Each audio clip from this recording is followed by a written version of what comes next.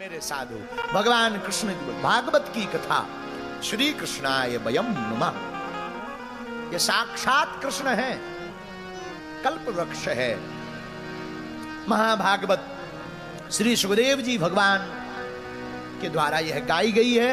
लेकिन कथा का क्रम कहता है नैमी सारण की पावन भूमि पर श्री सूत जी महाराज सौनकादिक ऋषियों को मंगलमयी कथा सुना रहे। सूत जी आयु में छोटे हैं, सौनक जी बड़े हैं, लेकिन भगवान की कथा आयु नहीं देखती, भगवान की कथा तो भाव देखती है। श्री सूत जी छोटे हैं, सौनकादिक ऋषि प्रश्न कर रहे, सूत जी उत्तर दे रहे। इसी का नाम भागवत की कथा है। 12 स्कंद हैं भागवत में, 335 अध्याय हैं। कितने अध्याय हैं? बोलो बोलो। 335 अध्याय, 12 स्कंद हैं, 18,000 श्लोक हैं। और प्रत्येक अक्षर के श्याम श्याम लतामय अक्षर में हमारे गोविंद की श्याम लता समाई हुई है। और जो भी भाव पूर्वक इसको ग्रहण करता है मेरे प्रियजनों, उसके हृदय में भक्ति देवी विराजमान होती। हम नहीं कहते, भागवत का महत्व कहता है एकदा ही विशालायाम चत्वार ऋषयो मलः सत्संगार्थम समायाता दद्रुस्तत्र नारदम। एक बार श्री विशालपुरी बद्रीनाथ में, विशालापुरी बद्रीनाथ में चारों भाई सनत सनंदन सनातन सनत कुमार सत्संग की इच्छा के लिए विचरण कर रहे थे। उसी समय नारद जी महाराज दिखाई पड़ गए और नारद जी के हाथ में बीना है, मुख में श्रीमन नारायण नारायण नारायण। गाइए दोनों हाथ उठाकर बैठे बैठे श्रीमन नारायण नारायण नारायण श्रीमन नारायण नारायण।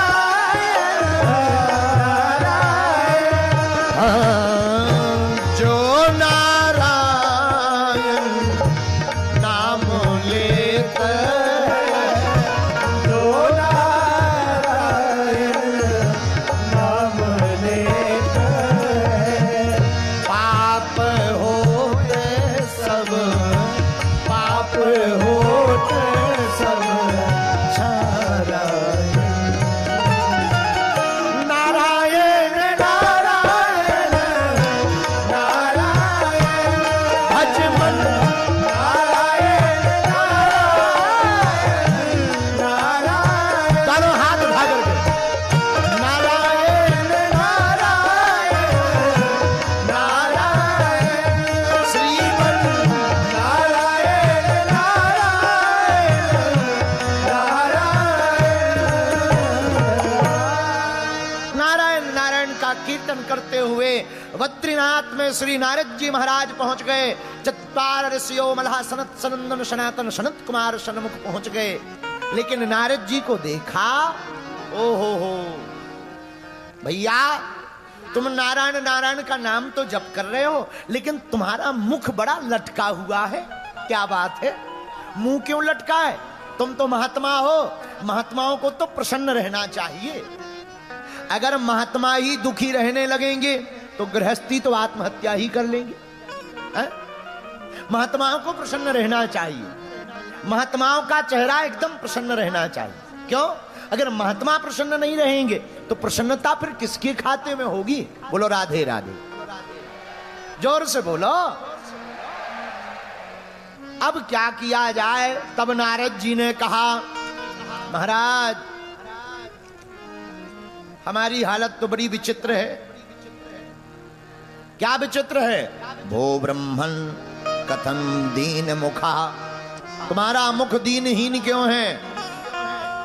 संतों के पास तो कोई धन नहीं होता जो तुम्हारी चोरी हो गई हो, और तुम तो इतने फक्कड़ महात्मा हो कि अपने लिए एक झोपड़ी भी नहीं बनाई। लुगाई लड़का वाले टेंशन में रहे तो बात अलग है, और जिनकी शादी हो जाती है वो सच में टेंशन में रहते हैं।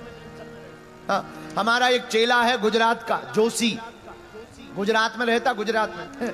लॉकडाउन के पहले हमारे पास बहुत आता था, बहुत रहता था, लॉकडाउन में जब से शादी हो गई आज तक 2 बार आया मात्र।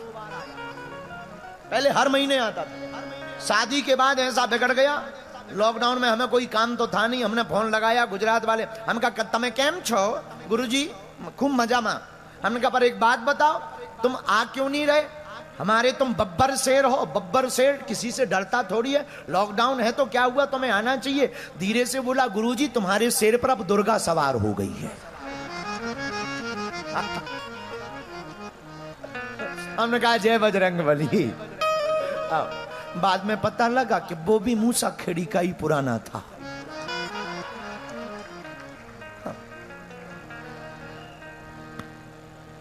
इंदौरी तो इंदौरी हो। सीताराम 6 दिन अभी टिकना भी है हमको। ए हनुमान जी ज्यादा मत बुलवाना, क्षमा करना। हाँ हाँ तो भैया क्यों तुम्हारा दीन मुख है? नारद जी से सनत कुमारों ने पूछा, हे नारद जी तुम्हारे ना बाल है, ना बच्चे है, ना पत्नी है, ना परिवार है, ना घर है, ना द्वार है, ना मकान है, महात्मा नाराज क्यों है? अरे संतों का तो एक ही धन होता है। कौन सा धन? हमारो धन राधा श्री राधा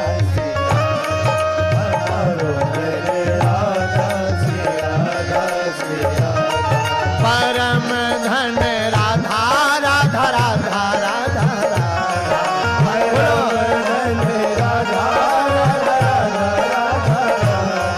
परसाने